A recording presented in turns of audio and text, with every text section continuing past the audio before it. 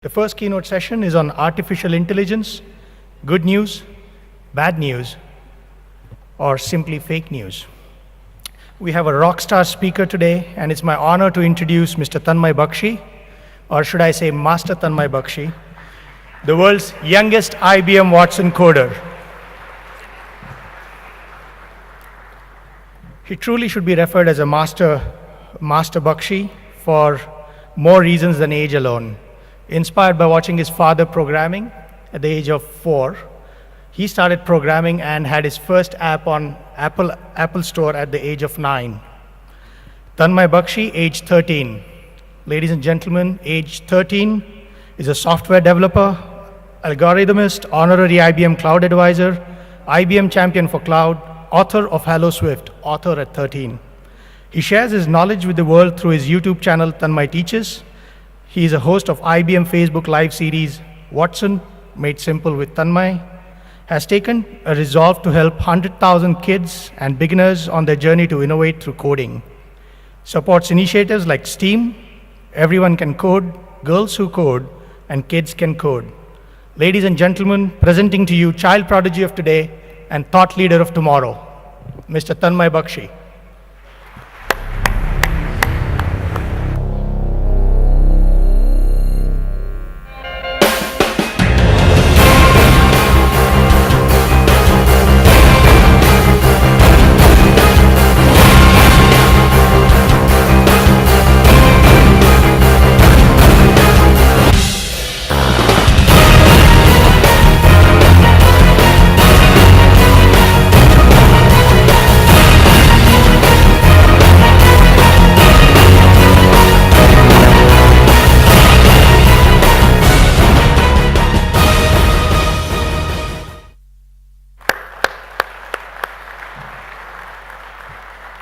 A quick video clip and then we'll start. So if we get my Mac on screen, that would be great.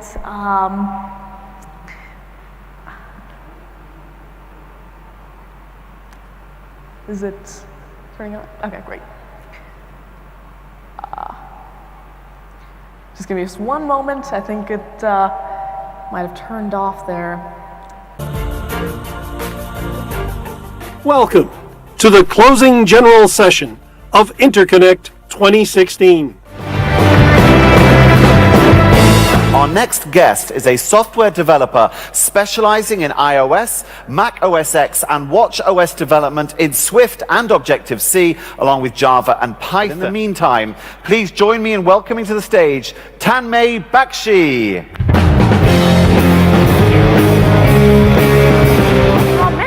This is not about replacing humans. This is about taking what humans are good at, which is of course learning, and taking what computers are good at, their extreme mathematical skill, combining them in order to create such a powerful combination that can, as I said, change so many people's lives.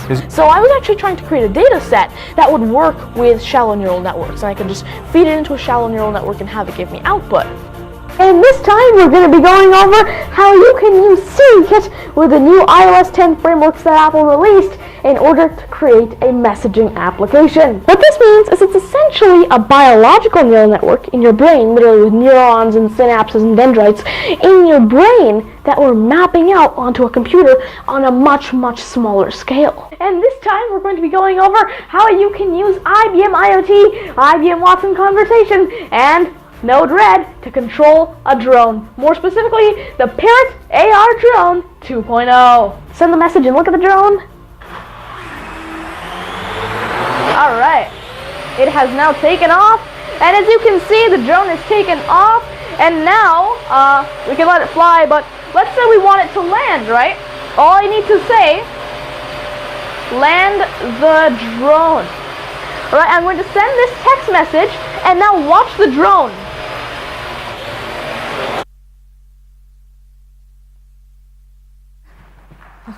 Thank you. So hi there everyone, and welcome to my keynote at NASSCOM's Big Data and Analytics Summit. I'm sure you've already been having a great time at the conference so far, and of course the next 2 days are going to be filled with a lot of fun and exciting activities, and of course there are going to be great, amazing events at this conference. Now let's start off with a little bit of an introduction about me. Starting off, my name is Tanmay Bakshi. I'm in the 8th grade and I live just outside of Toronto in Brampton, Canada. But of course, I would also like to say a big thank you to the team over at NASCOM and President Chandrasekhar for actually inviting me to speak at this amazing event. Of course, starting off with a little bit of my background. I am a software and cognitive developer, as well as an algorithmist at Darwin Ecosystem. I'm also an author, keynote and TEDx speaker, a YouTuber, a course instructor for Udemy, an IBM champion for cloud, and an honorary IBM cloud advisor. But going into a bit more detail, as I mentioned, I am a YouTuber and I have a YouTube channel called Tanmay Teaches with over 17,000 subscribers and over 137 videos. On this channel, I absolutely love to teach about topics like computing, programming, algorithms, machine learning, Watson and artificial intelligence, math, science, and of course, neural networks, which in fact I will be getting into in just a little bit. But as I also did mention, I am an author, and I've written a book called Hello Swift, iOS App Programming for Kids and Other Beginners. And as the subtitle suggests, it's basically a book for kids and other beginners to learn iOS app development through Swift from scratch. But then, this brings me to the reason that I'm actually here today. Why you're listening to me today. And of course, that is artificial intelligence. But more specifically, is AI good news for humanity? Is it bad news, or is it just all around fake news? Well, I truly believe that artificial intelligence is most definitely good news for humanity. And in fact, in the next 30 minutes, I'm going to tell you why I believe artificial intelligence is such good news for humans. But of course, though, which AI talk would be complete without talking at least a little bit about IBM Watson, a cognitive computing platform by IBM that was not only able to play, but also win Jeopardy against the two best human competitors in 2011. Of course, Watson has now been converted into a set of tools that developers like us can use in our applications in order to create intelligent and smart applications. In fact, Watson is very powerful. I've been able to create many different projects with the extremely powerful capabilities that Watson provides. In fact, these projects range in fields all the way from healthcare and education and entertainment, all the way to utilities, security, and business. In fact, these are just a few of the different projects that I've worked on using IBM Watson's cognitive capabilities. But out of all of these projects and more that I've worked with, there are two that I think you'd be most interested in, and two that I want to share with you today. It started off with my very first IBM Watson project, Ask Tanmay, an open source NLQA, or natural language question answering system, that can answer your person, organization, and location questions.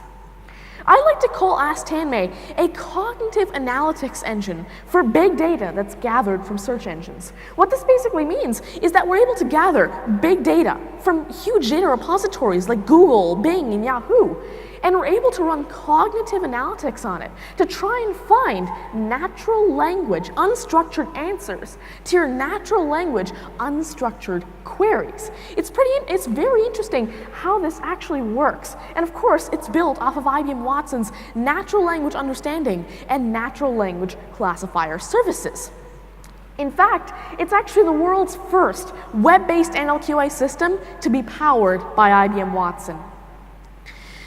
In fact, this here is actually a flowchart of how the Ask Tanmay system actually works.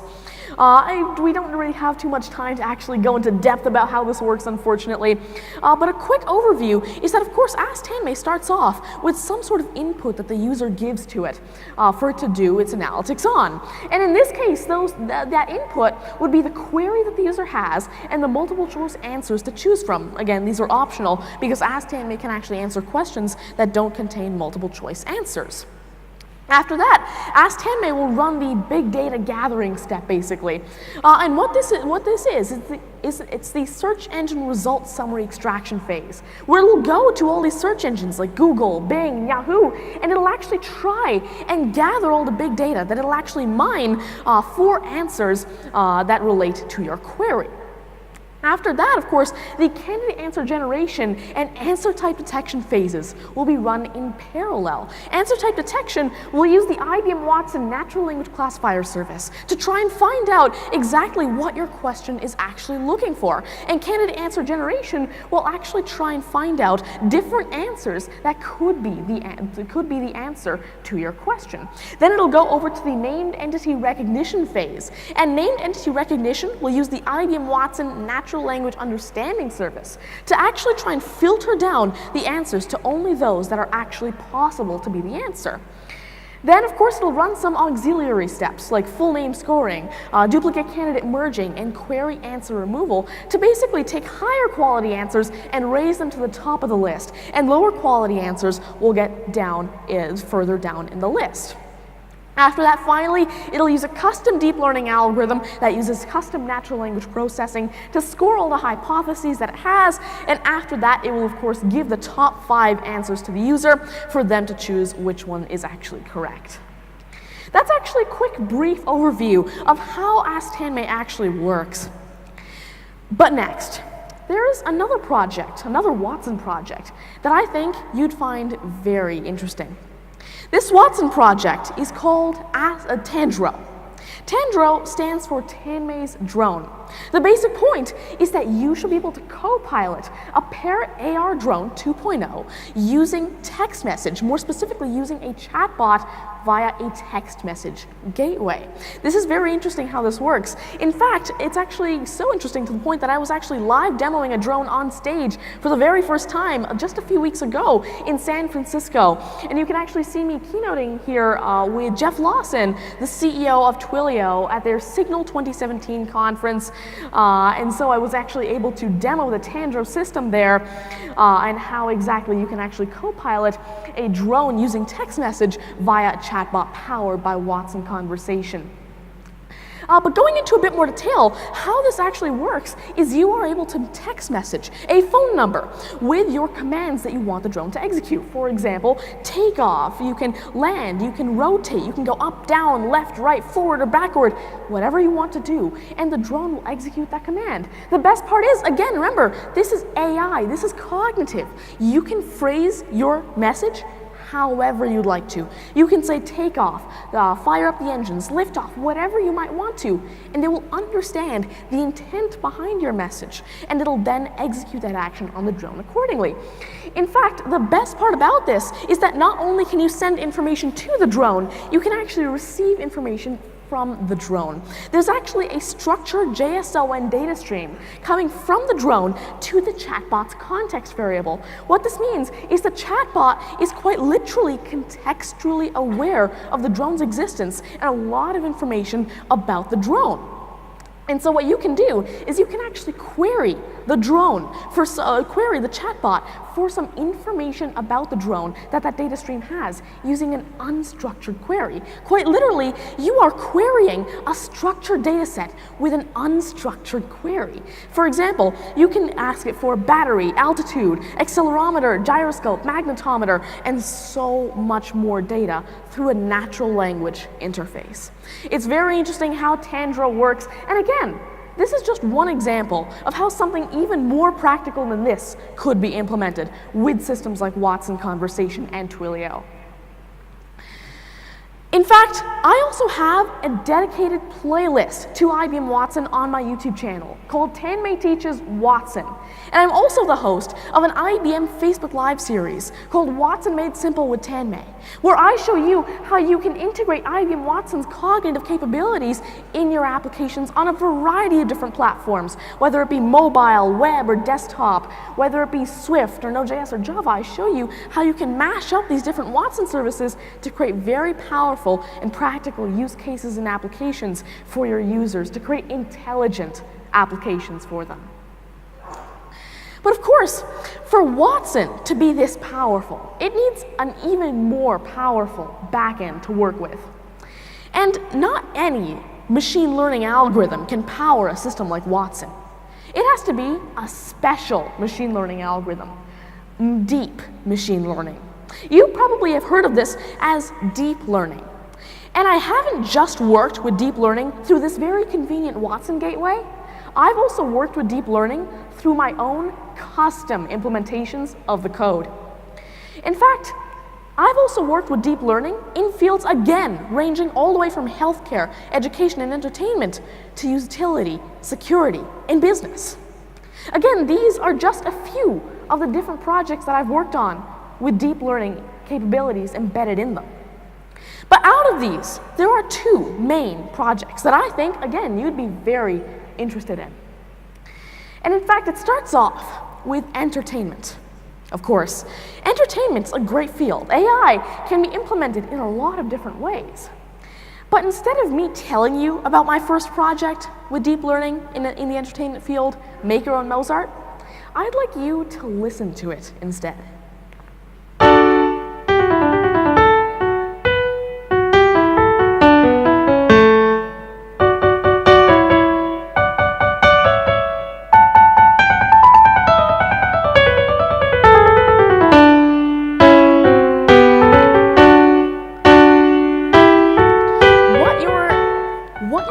Right now is a song that might sound familiar to you if you've ever heard a Mozart or a Beethoven piano sonata.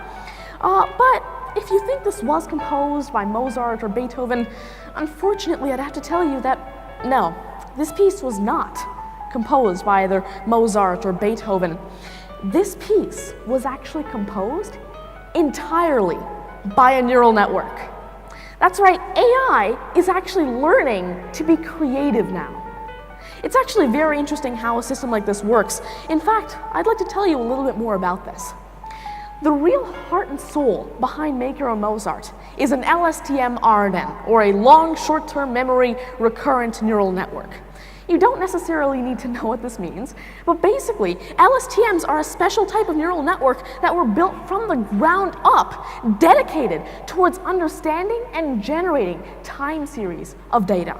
In fact, what I'm able to do is feed in 69 of Mozart's piano sonatas and 114 of Beethoven's piano sonatas into this LSTM, and the LSTM learns everything about music. I do not give it anything to start off with. It learns how to generate valid music notation. It learns how to actually, for example, repeat the chorus every time. It learns what types of notes come after other types of notes. It learns all of the complexities and the abstractions of music, and then it's able to generate its own new, original pieces for us to work with. And in fact, what you just heard was one of the first songs that it actually ever created after listening to these songs for only about 6 to 7 hours. It is really interesting, again, how these LSTMs can be used in so many different fields. But you're probably wondering then, well, sure, I've created Make Your Own Mozart that allows you to generate music, but why? Why did I create Make Your Own Mozart? Well, then again, why is Google Brain's team dedicating a significant amount of their time and resources to a project called Magenta? And Magenta is actually a project by Google Brain that's dedicated to generating art via neural networks, art being pictures, paintings, and music. Well, think about this. Magenta, of course, is trying to advance neural network algorithms. But there's more practical use cases for these as well. For example, I am a YouTube content creator. I create YouTube content, and I don't want to use copyrighted music, but I also definitely don't want to use royalty-free music because that's been overused too much. What do? Well, I take that royalty-free music that I have the right to, and I actually go ahead and feed it into Project Magenta or my Make Your Own Mozart system. And it eventually learns everything about this music and starts to generate its own new original sounding music based off of that royalty-free music that, again, I've got the rights to and that I can use in my applications. But then you're saying, well, that's not good news for humans. We're replacing humans. We are replacing these great artists like Mozart and Beethoven. How is that good news? That's just creepy. Well, think about this then. This system was trained by humans. It learns to imitate great artists like Mozart and Beethoven and create pieces that sound as if they were composed by either of those great artists. It's not the other way around. The AI is not teaching humans. And plus, the AI is not creating my YouTube content. It's augmenting my ability to create better YouTube content for my subscribers that they can learn from. And again, this is just one small example of how an application like this can be used in our everyday lives. But now, though, I'd like to take you to another field of AI. In fact, this field in AI is one where I believe AI has been used the most to augment and amplify human skills and capabilities. And this field is, of course, healthcare. In fact, I'm actually part of a project that is very close to my heart, and it's called the cognitive story. The basic point of the cognitive story is to augment the lives of people, and to do this through the power of cognitive. In fact, this project is actually a collaboration effort between Darwin Ecosystem, IBM, Not Rocket Science, and me. The first chapter in this cognitive story is to help those with disabilities and special needs to allow them to live better, fuller, and easier lives. In fact, I'd now like to play a quick video clip describing Boo's story, the girl behind the first chapter of the cognitive story and the cognitive story itself.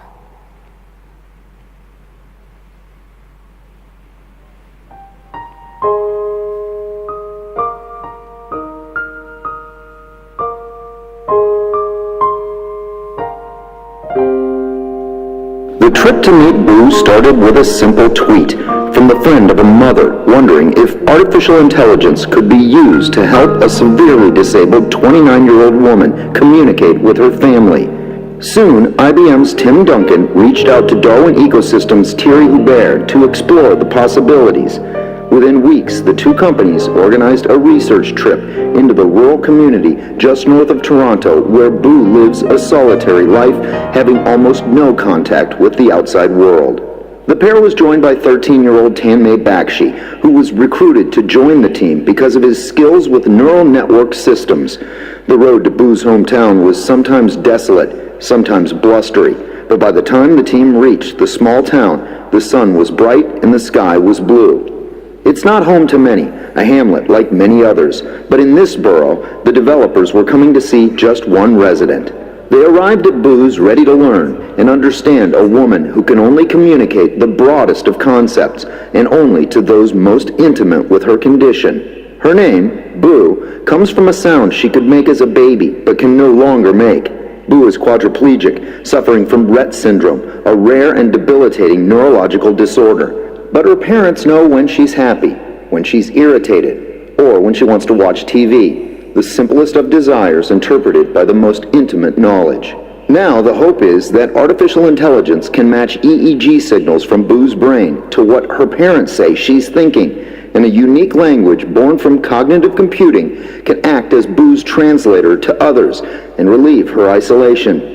The team includes Darwin Ecosystem's Thierry Hubert and Ross Power, Tanmay Bakshi, along with IBM CTO Rob High and innovation engineer Tim Duncan. Rounding the list, Darren Gudgeon of Not Rocket Science, who will help expand the effort to other disabilities. Darwin Ecosystem is leading the solution development that includes the hardware and cognitive software using the EEG signal patterns by feeding those patterns to a cognitive system powered by IBM Watson and Bluemix. And that interpretation may become Boo's unique AI dialect. So now that you know a little bit more of the story behind the cognitive story and what we're actually trying to do for Boo, I'd now like to take you a little bit deeper into the technical part of the cognitive story to show you what we're actually doing. Of course, it starts off with the data that we're able to collect from Boo to try and decipher and translate into what she's actually trying to convey. The way that we decided to go about and do this is through EEG brainwaves. In fact, you can actually see a prototype version of the headset that's actually going to be gathering these EEG brainwaves from Boo. But of course, once I've gotten these EEG brainwaves, it's then my responsibility, to actually incorporate deep learning algorithms to make sense of and understand those brainwaves, and to basically translate it into what she's actually trying to convey so that she can actually try and communicate. But of course, deep learning is just a huge umbrella term. Deep learning could mean a lot of different types of neural networks. However, one that I'm currently working on right now is, of course, the LSTM neural network. That's right, the exact same algorithm that's powering music generation in the entertainment field is now powering giving communication to those who cannot communicate naturally in the healthcare field. So what I'm basically doing with these long, short-term neural networks is I'm taking this time series of data. Every 1 second, I'm getting 250 data points from this headset. That means every 250th of a second, I'm gathering 16 values from this headset. Multiply those two values together, and you see that every second I'm getting 4,000 individual values. LSTMs were designed to crunch these types of numbers. And that's because they handle time series and quantitative data. Because think about this. So you've got 1 second data, meaning 250 data points. Each data point containing 16 values, okay?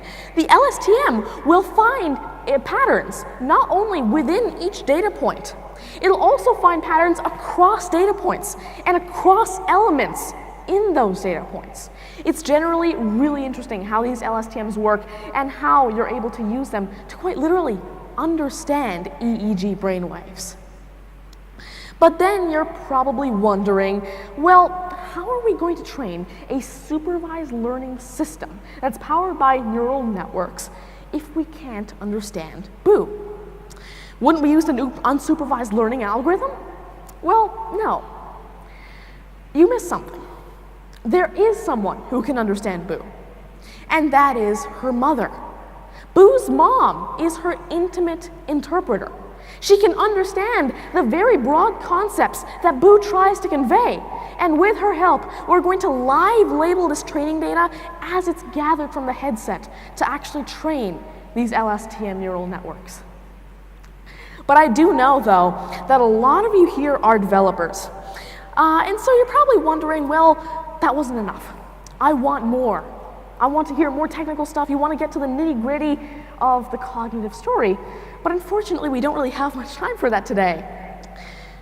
But this announcement is definitely going to be very exciting. The Cognitive Story project is actually 100% open source. It's completely open source from all ends of the spectrum, it's from A to Z completely open source. Whether it be the cognitive code that actually tries and understands the EEG brainwaves coming from the headset, whether it be the actual headset schematics, the 3D printed headset schematics, or whether it even be the data gathered from the headset. It's all open source, and we welcome you to contribute to the Cognitive Story, whether it be helping us gather more data, helping us create a more comfortable headset for Boo so she's more comfortable in her day-to-day life, or whether it be helping us develop better cognitive code to develop much more accurate deep learning systems. We also welcome you to, of course, learn from this cognitive code that we're creating, learn from this entire project that we're making available to you. And of course, we invite you to use this project and use this code that we're giving to you on anybody else that you think may benefit from this code, and anybody else that you think might, of course, take something away from using this project. And of course, if you'd like to be notified about updates about the Cognitive Story, you can do that at thecognitivestory.com. And of course, we'd be glad to get in touch with you, and of course to collaborate, whatever else it might be. But of course, though, that sums up what I had to say about the Cognitive Story and how we're using the power of cognitive to live better lives. And so hopefully in the past 30 minutes, I've been able to convince you as to why I believe that artificial intelligence is most definitely good news. And of course, whether it be answering your questions quicker, or whether it be controlling a drone via text message, whether it be creating and generating music, or whether it be giving communication artificially to those who cannot communicate naturally. I'm sure that you agree that artificial intelligence is already such an integral part of our daily lives that it is already our present and will most definitely expand and grow exponentially in the future. Thank you very much. That's what I had to go over today. I really do hope you were able to learn something from this talk, or maybe, of course, enjoyed this talk. If you'd like to get in touch, please do on any of the following social media. I think we might have around a minute for a Q&A. If you'd like to ask me any more questions, though, you can actually ask me outside. I'd be glad to answer them. And if you'd like to ask me any more questions, you can actually ask them to me on social media. I will be here I will be here today, and I will be here tomorrow as well, because I've got a workshop, so I'd be glad to answer your questions. But I think we've got a few more seconds left, so if anybody has any questions, please do ask them. I'd be glad to answer your questions. Just put your hand, oh yes, I think you have a question.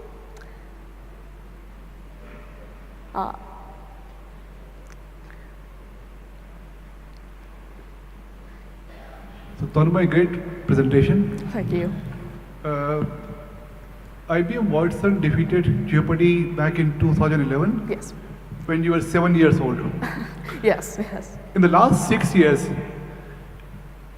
we haven't seen too many actual use cases in large-scale deployment from IBM Watson. We're still talking about use cases in small bits and pieces here and there.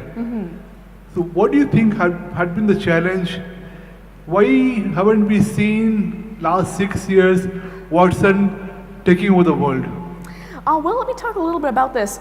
Well, Watson, if you think about it, is actually doing quite a bit. I guess you are right there. It's not deployed at a large scale just yet, but it is actually being used in many different countries, including India, for things like, of course, cancer treatment in terms of healthcare.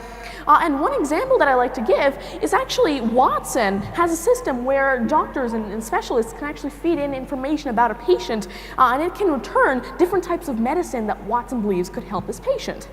And so specialists were able to actually feed in information about a Parkinson's patient and all of their symptoms, etc. And what happened is the end result, out of all the medicines that Watson returned 11 medicines that humans never thought had any link to Parkinson's whatsoever. We had never encountered that in our research.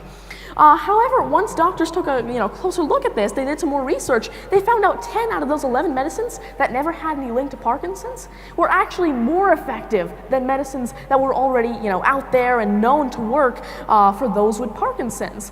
So I'm not exactly too sure, of course, about the sort of the history of Watson, because of course, unfortunately, I do not actually work for IBM.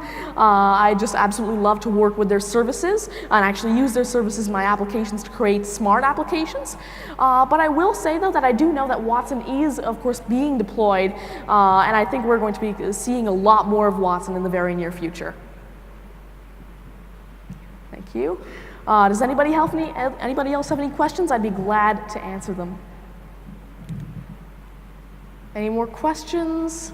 No? Oh, yes, I see a question there.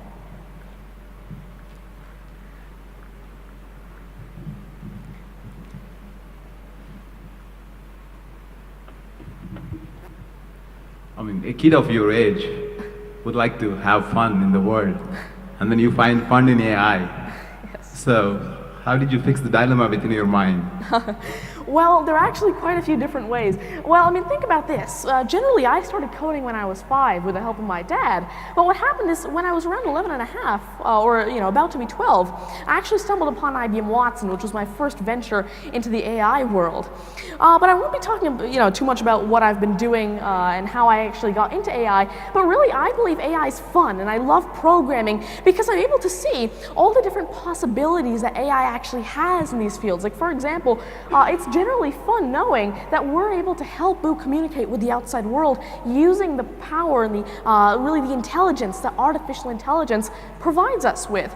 And so generally, I absolutely love working with these different services and of course programming and of course contributing to all of this, contributing back to the community and how they've helped me learn all these different things. Like, for example, artificial intelligence, cognitive, all these algorithms. I've been able to learn this, and that's also why I absolutely love to share share my knowledge with others to basically fill that learning gap, that knowledge gap that exists for example, artificial intelligence and cognitive, to bring this technology to those who haven't learned it yet and make it much easier for people to actually learn about these technologies. So there are lots of different reasons, but it's mainly because I absolutely love seeing what AI is doing for the community and for people, and of course how I'm able to make a difference in other people's lives by of course sharing whatever I learn about AI with others as well. Thank you. Thank you. Thank you very much. Oh, sure. Yes, thank you.